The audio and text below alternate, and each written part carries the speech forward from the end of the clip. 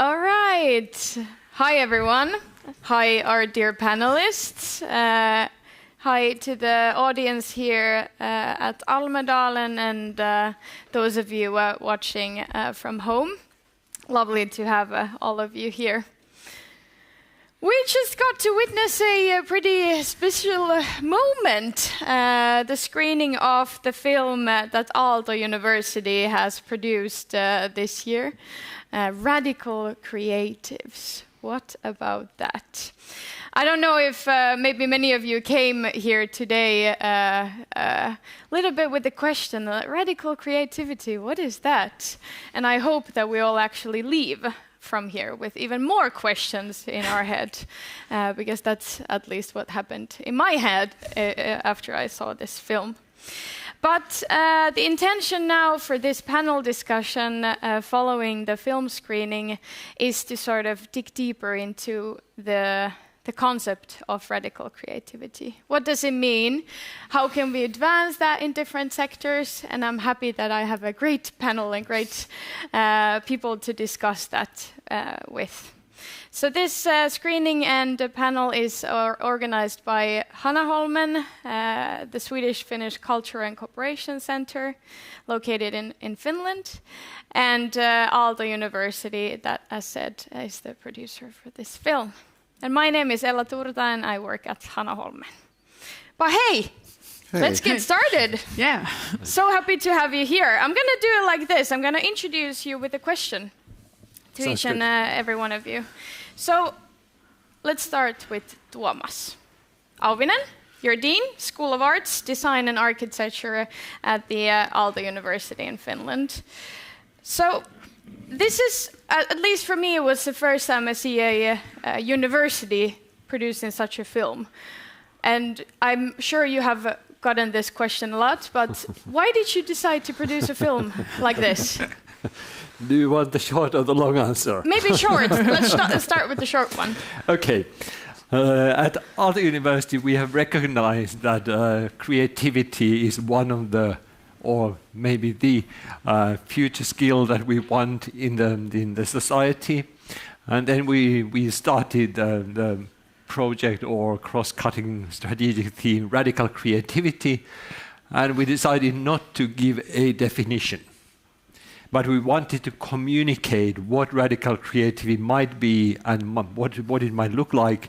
And then the idea of using film as a media came about, so we can really tell with pictures, the sounds, the stories of what radical creativity is and how is it built in Aalto University. So that was the starting point. And also a discussion starter that we're continuing here to discuss. Yes, exactly. Yes, we wanted to have an impact. So it's not just staying within the university, but we really want to make an impact and start the discussion and engage as many people as possible with this theme. Okay, well then, Mikael. Yes. Mikael Flodström, you're the CEO of Scenkonst Västernorrland. Well, Tuomas was kind enough to say that there's no definition of radical creativity, but what I would like to ask, what comes to your head? What do you think what is radical creativity for you? Well, for me, when I saw this film and this concept, and also when it's presented here at Almedalen, which is a political place. We're talking politics. And when I look at politics in Sweden today, I see politicians that are trying to kill creativity. When they speak about competence, they mean knowledge and facts. Because you can't measure these things. You can't measure creativity, motivation, abilities, and that side of competence. And I think it's extremely dangerous for our society's future, this path. And that's why I'm so happy to see this, because creativity is what makes the future and creates the future. And I believe that this merger between culture, and education and the academy. And also I see business as a consequence here. I think it's extremely important. So that's my first impression. Then we need to go out from this room and talk to the politicians and stop killing creativity. Maria Sandell, you're the head of sustainability at KiA AB, construction and housing company. Yeah. And as here in the film, there was a discussion sort of like, does creativity belong to everyone to every sector? Or is it only for the cultural sector or the creative sector? Maybe your sector is a bit more traditional, and I'm eager to hear how is your sector creative, your organization? In what ways? I think that we have to be in order to at least have a sustainable future. We have to challenge the ways we build today and so on. So we have typically built homes and houses in the same way for 75 years. And now if we want a sustainable future, then we have to be creative and do things differently. So that's a big cultural change in the industry and in the company I'm working for, allowing creativity in another way than we traditionally have. So that means new ways of thinking, but also maybe new types of people and a new culture internally that allows for mistakes or learning journeys, I would say. Definitely. Welcome, everyone. Great to have you. A reminder here as well that you're warmly welcome to then also ask questions to the panelists a bit further on. So if there are questions about the film or about the topics that we're discussing here, then I will let you in a bit further on. But hey, the film also, and the concept of radical creativity, as you have all sort of also highlighted, really highlights the importance of working across sectors, across even borders, different types of logics and understanding. How do you, Mikael, in your organization work across sectors? Well, we try to work together with right now Mid Sweden University, which is our university. And right now we have a concept called Science and Scenes. You can hear more about that tomorrow here on this stage. But where it is a mandatory part of the engineers' 5 years to meet our four art forms, theater, music, film, and dance, and also literature. Because we believe that the engineers doesn't only need math, they also need to expand their creative part of the brain. And this is now a mandatory part of their education, which I think is quite unusual. It's not something they can choose on their spare time. They have to do this. And we also try to work more with civil society and with private companies. Basically, we want to sell tickets. Of course, we want all the people, because all the people own us, and the taxpayers are also our owners, and so they need to know that we're there. So in that, you can say it as simple as that. But I also believe that we should bear creativity into society, because we are the one that's still playing. One of the parts in this film that hit me the most was the children. You saw them, and what they did, what we don't do anymore, is that we don't do this that they did, which I think is something that we really need to do to create better living spaces and houses, and better educations at the universities. So, and that is what we do. We do a lot of culture arts for the young audience. And I think this is extremely important for the future universities. Yeah, absolutely. I couldn't agree more, if I may jump in here. Aalto University was initially founded as an innovation university, and the whole Finland was kind of behind the innovation bandwagon. And of course, it was great and a good tagline. But soon we started realizing exactly what you are saying, that actually in order to be innovative, we need to become more creative and tap into the creativity of all the engineers and all the business students and all the arts and design and film students, and really bring that together and really cross-pollinate that, and not only within the university, but really to get this message out that actually doing exactly that, taking your shoes out and breaking the norms and rethinking and changing the paradigms. That's what we need moving forward. And that is the skill that we need to be fostering and developing. And how do we do that? How do we get people on board to actually like be on board on the change, on to get people to take off their shoes? How do you do this in an organization? Also, I think in your organization there must be different people from different educational backgrounds and different logics sort of coming together. Yeah, so you have to, I think, first of all, make them feel secure, and then it's okay to not success every time, and also be able to think long term. So you have to be secure in your position, and that it's okay to learn and progress, or that this might be a failure, and that's still okay. And so we try to do that separate from and have a really foundation of basics how we do things, and then we disrupt that by doing other things, and still the progress and the normal activities continues, but put new ideas in a protected environment.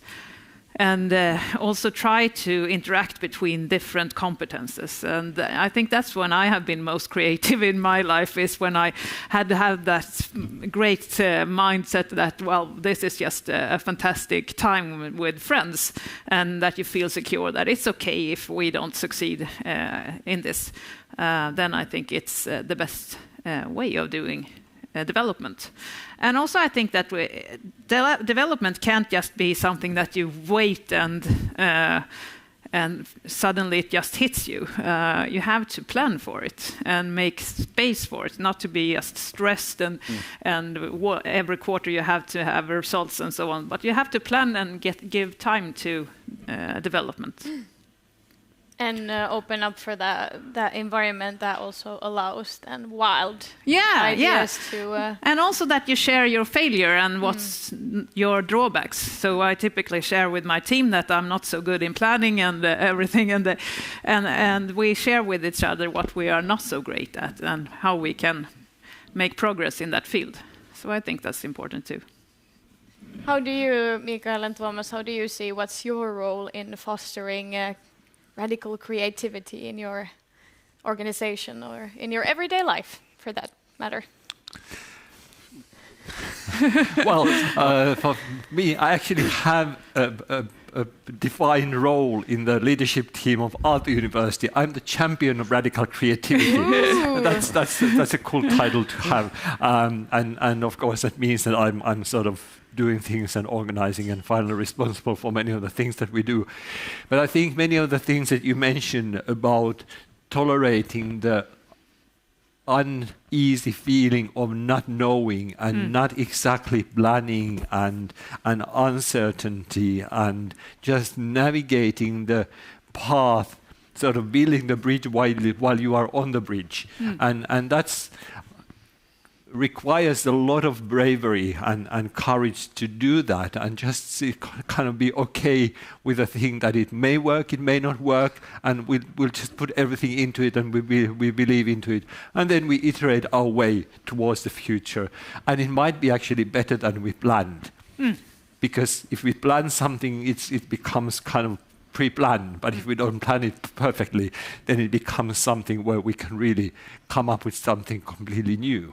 And I think that's kind of the role that we need to have as leaders, to exactly what you were saying about the safety and the trust and the kind of environment that accepts failure as well. Yeah, and accepting failure is what we as an art institution has to do all the time. I think my job as the CEO is to give my artistic leader in the 4 disciplines freedom to work. My job is to be the barrier between the politicians and make the politicians safe with what they are financing, so that my artistic leader can do their practice without having to worry about people putting their fingers in the wrong jar, so to speak. But at the same time, also, Mika, you were you rose this sort of issue that everything nowadays needs to be measured, and there are a lot of pressure put on different organizations also that you need to deliver. And in that sense, that might also create a very different sort of atmosphere where failure is not sort of supported or accepted, but rather, like, do we have really space for creativity in today's society that is also very focused on moving forward and delivering? I think that we have to have this at the same time. So at the same time as we have to have every quarter, we have to have a result and so on. We still have to have the long-term view and make sure that we in the future have the progress and the development that we want. And so that will be a long-term process. So I think the suitcase that was developed with the wheels, that's a fantastic combination that revolutionized the way we use suitcases, for instance. And that was just the wheel was used long time before that, and the suitcase as well. So it doesn't have to be a large new innovation, just combining different things, and then you get a disruptive product. And that could be the same, I think. It doesn't always have to be this incremental change, but small steps is also needed.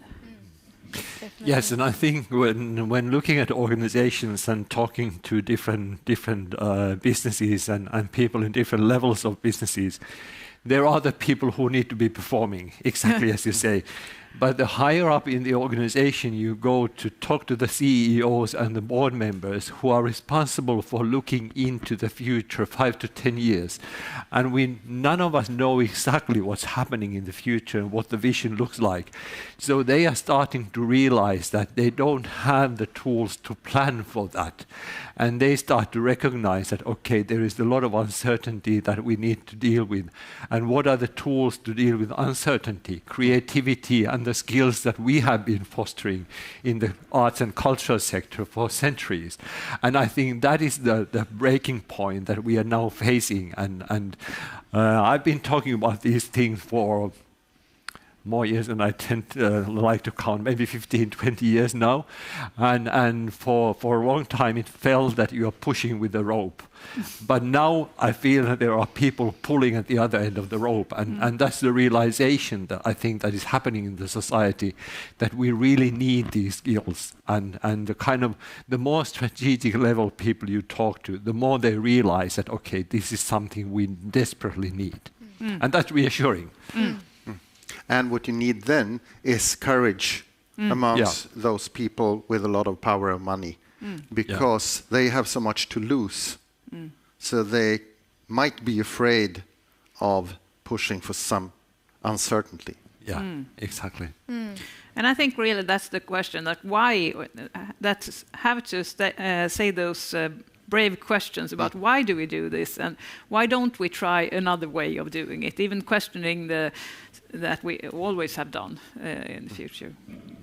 Yeah, and for that, I think places like Almedalen are sort of the best places to actually ask those questions. Why wouldn't we do things in another way, and to really open up that discussion on a broader societal level as well. Yeah. Here, I would like to ask if the audience here has any questions at this point. We have one here. I'm not sure if we have a microphone for the audience. Great, you'll get a microphone.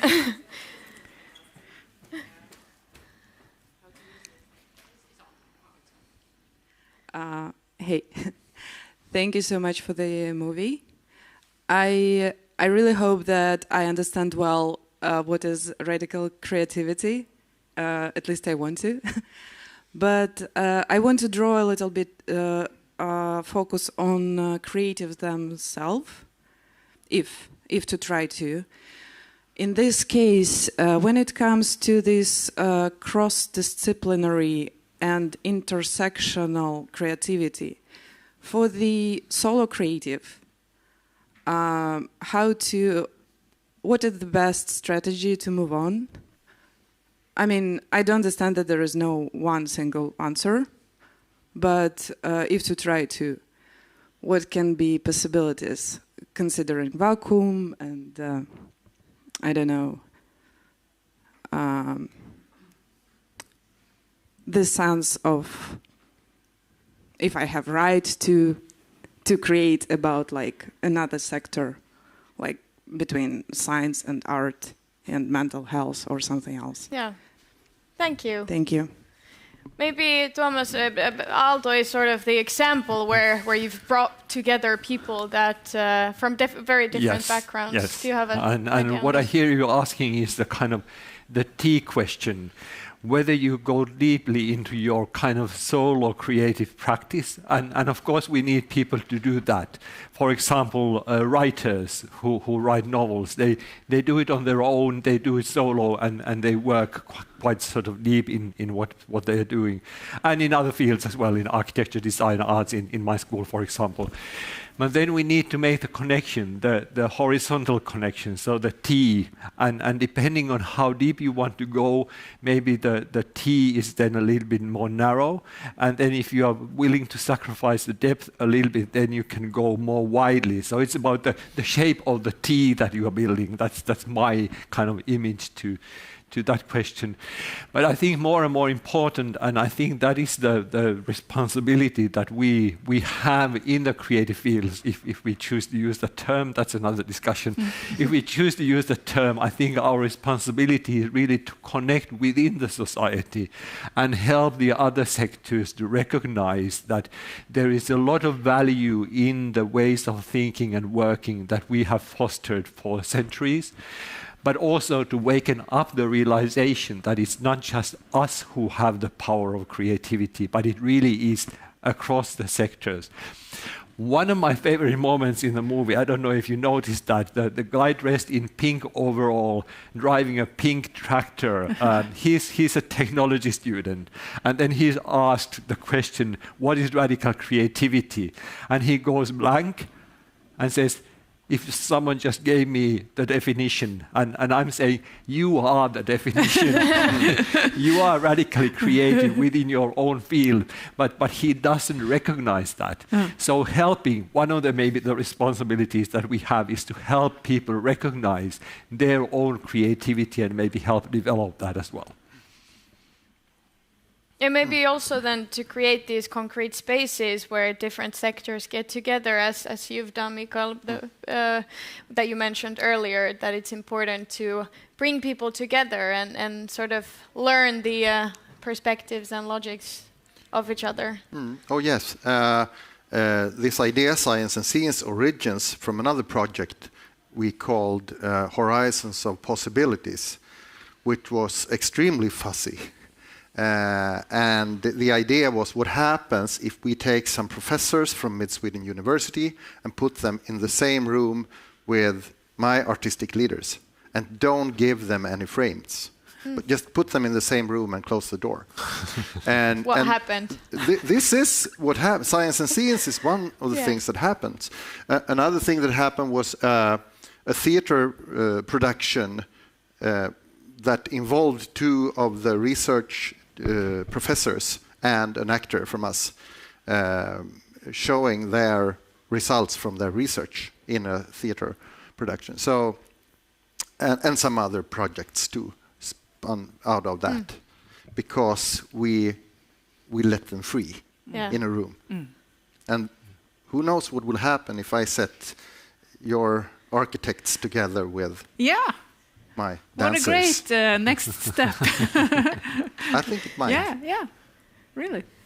Radically creative things might happen. And also when it develop maybe new materials and things like that. That would also be fantastic.